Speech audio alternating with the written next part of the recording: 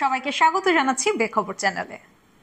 Israeli বাহিনী ফিলিস্তিনের মধ্য রাফা এলাকার বাসিন্দাদের সেখান থেকে উত্তর পূর্ব এলাকায় সরে যেতে নির্দেশ দিয়েছে। এর মধ্য দিয়ে রাফায় আরও বড় ধরনের অভিযানের ইঙ্গিত দিল ইসরায়েল। সমালোচকেরা বলছেন, ইসরায়েলের এই হামলা হলে রাফায় আরও লাখ লাখ মানুষের আশ্রয়হীন হয়ে পড়ার ঝুঁকি বাড়ল।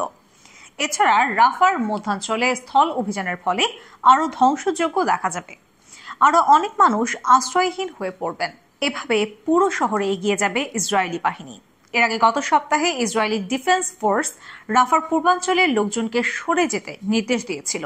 এরপর মিশর সীমান্তের কাছে রাফার ক্রসিং এর নিয়ন্ত্রণ নেয় তারা। আইডিএফ এর পক্ষ থেকে বলা হয়, তারা রাফায় নিখুঁত সুনির্দিষ্ট অভিযান পরিচালনা করছে।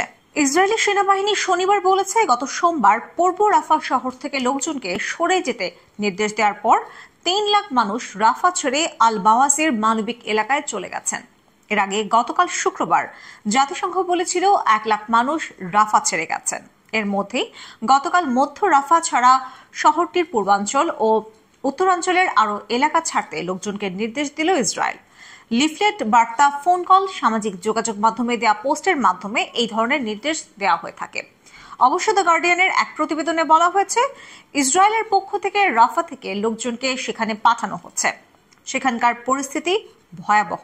সেখানে কাজ করা মানবিক সহায়তা কর্মীরা বলেছেন, উপকূলীয় এলাকা ও উত্তর পূর্বের যেখানে লোকজনকে সরে যেতে বলা হচ্ছে সেখানকার পরিস্থিতি মানবেতর। গাজার স্বাস্থ্য মন্ত্রণালয় গতকাল জানিয়েছে, 7 অক্টোবর থেকে ইসরায়েলের হামলায় নিহতের সংখ্যা দাঁড়িয়েছে 34,971। রাফা শহরে হামলা বন্ধে যুক্তরাষ্ট্রের চাপের বিষয়টি ইসরায়েলি প্রধানমন্ত্রী বেনিয়ামিন নেতানিয়াহু প্রত্যাখ্যান করেছেন।